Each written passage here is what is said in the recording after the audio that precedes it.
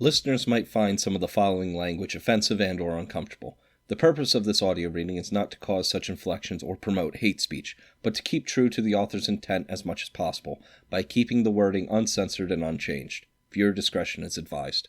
12 Years a Slave by Solomon Northup. Chapter 5.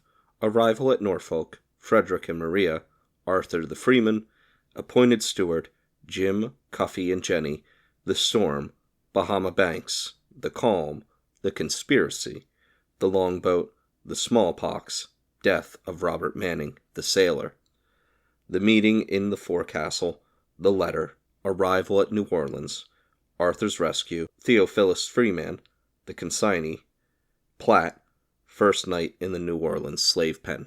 After we were all on board, the brig Orleans proceeded down James River. Passing into Chesapeake Bay, we arrived next day opposite the city of Norfolk. While lying at anchor, a lighter approached us from town, bringing 4 more slaves. Frederick, a boy of 18, had been born a slave, as also had Henry, who was some years older. They had both been house servants in the city.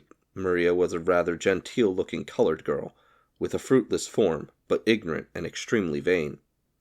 The idea of going to New Orleans was pleasing to her. She entertained an extravagantly high opinion of her own attractions.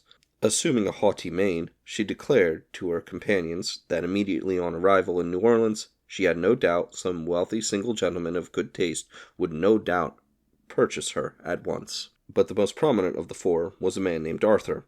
As the lighter approached, he struggled stoutly with his keepers. It was with main force that he was dragged aboard the brig.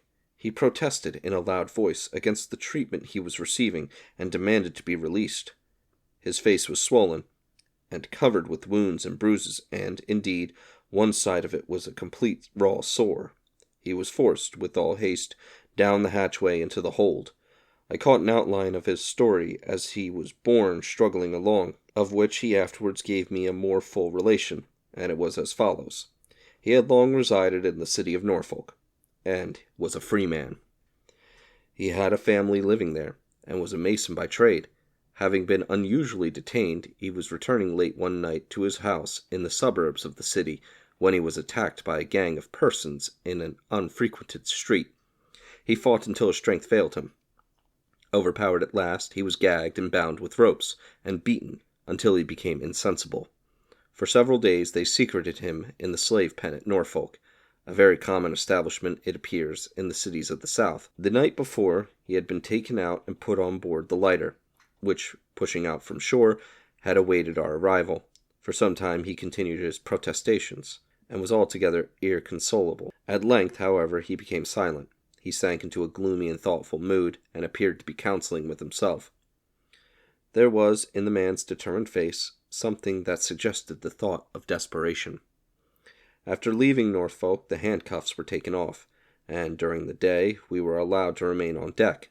The captain selected Robert as his waiter, and I was appointed to superintend the cooking department, and the distribution of food and water. I had 3 assistants, Jim, Cuffy, and Jenny. Jenny's business was to prepare the coffee, which consisted of cornmeal scorched in a kettle, boiled and sweetened with molasses. Jim and Cuffy baked the hoe cake and boiled the bacon. Standing by a table formed of a wide board resting on the heads of the barrels, I cut and handed to each a slice of meat and a dodger of the bread, and from Jenny's kettle also dipped out for each a cup of the coffee. The use of plates was dispensed with, and their stable fingers took the place of knives and forks. Jim and Cuffy were very demure and attentive to business, somewhat inflated with their situation as second cooks, and without doubt feeling that there was a great responsibility resting on them. I was called steward, a name given me by the captain. The slaves were fed twice a day, at 10 and 5 o'clock, always receiving the same kind and quantity of fare, and in the same manner as above described. At night we were driven into the hold, and securely fastened down. Scarcely were we out of sight before we were overtaken by a violent storm. The brig rolled and plunged until we feared she would go down. Some were seasick, others on their knees praying, while some were fast holding to each other, paralyzed with fear. The seasickness rendered the place of our confinement loathsome and disgusting. It would have been a happy thing for most of us. It would have saved the agony of many hundred lashes and miserable deaths at last, had the compassionate sea snatched us that day from the clutches of remorseless men. The thought of Randall and little Emmy sinking down among monsters of the deep is a more pleasant contemplation than to think of them as they are now, perhaps, dragging out lives of unrequited toil. When in sight of the Bahama banks, at a place called Old Point Compass, or the Hole in the Wall, we were becalmed 3 days. There was scarcely a breath of air. The waters of the Gulf presented a singularly white appearance, like lime water. In the order of events, I come now to the relation of an occurrence, which I never call to mind but with sensations of regret. I thank God, who has since permitted me to escape from the thraldom of slavery, that through his merciful interposition I was prevented from imbruing my hands in the blood of his creatures. Let not those who have been placed in like circumstances judge me harshly. Until they have been chained and beaten, until they find themselves in the situation I was, borne away from home and family towards a land of bondage, let them refrain from saying what they would not do for liberty. How far I should have been justified in the sight of God and man, it is unnecessary now to speculate upon. It is enough to say that I am able to congratulate myself upon the harmless termination of an affair which threatened, for a time, to be attended with serious results. Toward the evening, on the first day of the calm, Arthur and myself were in the bow of the vessel, seated on the windlass. We were conversing together of the probable destiny that awaited us, and mourning together over our misfortunes. Arthur said, and I agreed with him, that death was far less terrible than the living prospect that was before us. For a long time we talked of our children, our past lives, and of the probabilities of escape. Obtaining possession of the brig was suggested by one of us. We discussed the possibility of our being able, in such an event, to make our way to the harbor of New York. I knew little of the compass, but the idea of risking the experiment was eagerly entertained. The chances, for and against us, in an encounter with the crew, was canvassed. Who could be relied upon, and who could not, the proper time and manner of the attack, were all talked over and over again. From the moment the plot suggested itself, I began to hope. I revolved it constantly in my mind. As difficulty after difficulty arose, some ready conceit was at hand, demonstrating how it could be overcome. While others slept, Arthur and I were maturing our plans. At length, with much caution, Robert was gradually made acquainted with our intentions. He approved of them at once, and entered into the conspiracy with a zealous spirit. There was not another slave we dared to trust. Brought up in fear and ignorance as they are, it can scarcely be conceived how servilely they will cringe before a white man's look. It was not safe to deposit so bold a secret with any of them, and finally we 3 resolved to take upon ourselves alone the fearful responsibility of the attempt. At night, as has been said, we were driven into the hold and the hatch barred down. How to reach the deck was the first difficulty that presented itself. On the bow of the brig, however, I had observed the small boat lying bottom upwards. It occurred to me that by secreting ourselves underneath it, we would not be missed from the crowd, as they were hurried down into the hold at night. I was selected to make the experiment in order to satisfy ourselves of its feasibility.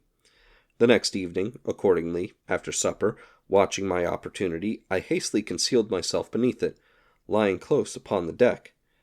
I could see what was going on around me, while wholly unperceived myself.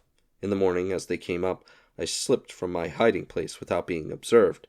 The result was entirely satisfactory. The captain and mates slept in the cabin of the former. From Robert, who had frequent occasion, in his capacity of waiter, to make observations in that quarter, we ascertained the exact position of their respective berths. He further informed us that there were always 2 pistols and a cutlass lying on the table. The crew's cook slept in the cook galley on deck, a sort of vehicle on wheels, that could be moved about as convenience required, while the sailors, numbering only 6, either slept in the forecastle or in hammocks swung among the rigging. Finally, our arrangements were all completed. Arthur and I were to steal silently to the captain's cabin, seize the pistols and cutlass, and as quickly as possible dispatch him and the mate. Robert, with the club, was to stand by the door leading from the deck down into the cabin, and, in case of necessity, beat back the sailors until we could hurry to his assistance. We were to proceed then as circumstances might require. Should the attack be so sudden and successful as to prevent resistance, The hatch was to remain barred down, otherwise the slaves were to be called up, and in the crowd and hurry and confusion of the time, we resolved to regain our liberty or lose our lives. I was then to assume the unaccustomed place of pilot, and steering northward, we trusted that some lucky wind might bear us to the soil of freedom. The mate's name was Biddy. The captain's I cannot now recall, though I rarely ever forget a name once heard. The captain was a small, genteel man, erect and prompt, with a proud bearing, and looked the personification of courage. If he is still living, and these pages should chance to meet his eye, he will learn a fact connected with the voyage of the brig from Richmond to New Orleans in 1841, not entered on his logbook. We were all prepared, and impatiently waiting an opportunity of putting our designs into execution, when they were frustrated by a sad and unforeseen event. Robert was taken ill. It was soon announced that he had the smallpox. He continued to grow worse, and 4 days previous to our arrival in New Orleans, he died. One of the sailors sewed him in his blanket, with a large stone from the ballast at his feet, and then laying him on a hatchway, and elevating it with tackles above the railing, the inanimate body of poor Robert was consigned to the white waters of the Gulf. We were all panic-stricken by the appearance of the smallpox. The captain ordered lime to be scattered through the hold, and other prudent precautions to be taken. The death of Robert, however, and the presence of the malady, oppressed me sadly, and I gazed out over the great waste of waters, with a spirit that was indeed disconsolate. An evening or two after Robert's burial, I was leaning on the hatchway near the forecastle, full of desponding thoughts, when a sailor in a kind voice asked me why I was so downhearted. The tone and manner of the man assured me, and I answered, because I was a freeman, and had been kidnapped. He remarked that it was enough to make anyone downhearted, and continued to interrogate me until he learned the particulars of my whole history. He was evidently much interested in my behalf, and, in the blunt speech of a sailor, swore he would aid me all he could, if it split his timbers. I requested him to furnish me pen, ink, and paper, in order that I might write to some of my friends. He promised to obtain them, but how I could use them undiscovered was a difficulty. If I could only get into the forecastle while his watch was off, and the other sailors asleep, the thing could be accomplished. The small boat instantly occurred to me. He thought that we were not far from the Belize, at the mouth of the Mississippi, and it was necessary that the letter be written soon, or the opportunity would be lost. Accordingly, by arrangement, I managed the next night to secret myself again under the longboat. His watch was off at 12. I saw him pass into the forecastle, and in about an hour followed him. He was nodding over the table, half asleep, on which a sickly light was flickering, and on which also was a pen and a sheet of paper. As I entered he aroused, beckoned me a seat beside him, and pointed to the paper.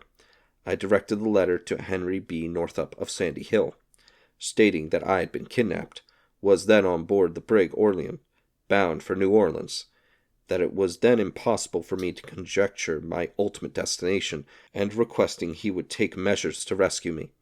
The letter was sealed and directed, and Manning, having read it, promised to deposit it in the New Orleans post office. I hastened back to my place under the longboat, and in the morning, as the slaves came up and were walking round, crept out unnoticed and mingled with them. My good friend, whose name was John Manning, was an Englishman by birth, and a noble-hearted, generous sailor as ever walked a deck. He had lived in Boston, was a tall, well-built man about 24 years old, with a face somewhat pock-marked, but full of benevolent expression. Nothing to vary the monotony of our daily life occurred until we reached New Orleans. On coming to the levee, and before the vessel was made fast, I saw Manning leap on shore and hurry away into the city. As he started off, he looked back over his shoulder significantly, giving me to understand the object of his errand. Presently he returned, and, passing close by me, hunched me with his elbow, with a peculiar wink, as much to say, "It is all right."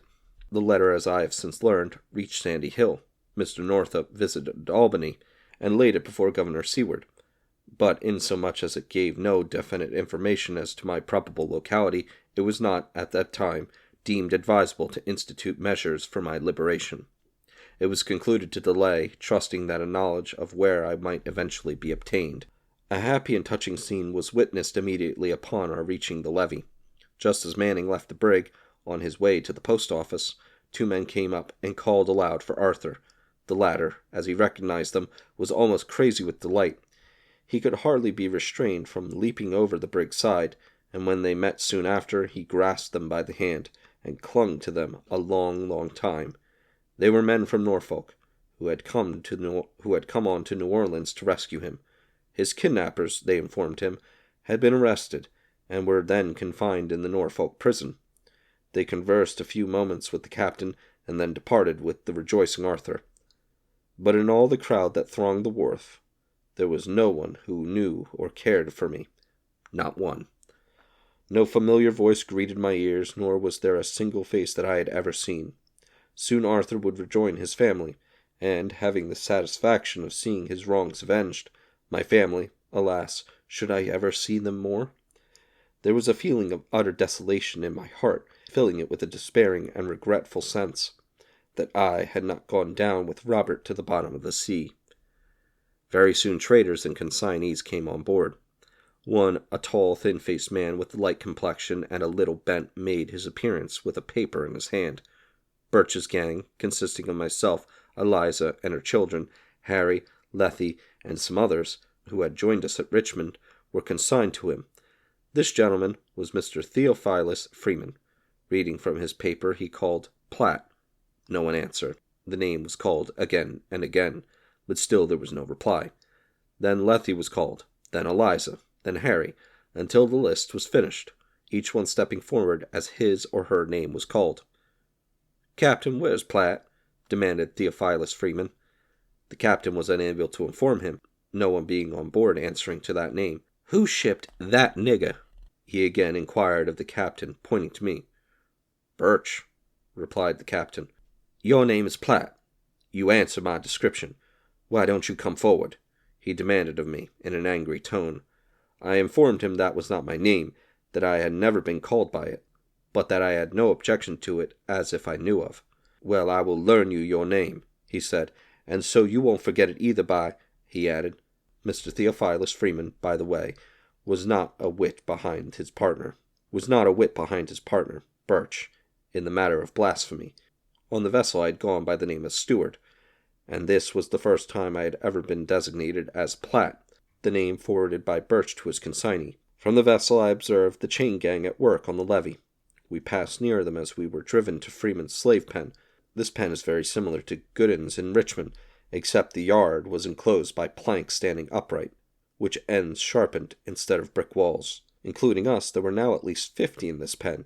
Depositing our blankets in one of the small buildings in the yard, and having been called up and fed, we were allowed to saunter about the enclosure until night, when we wrapped our blankets round us and laid down under the shed, or in the loft, or in the open yard, just as each one preferred.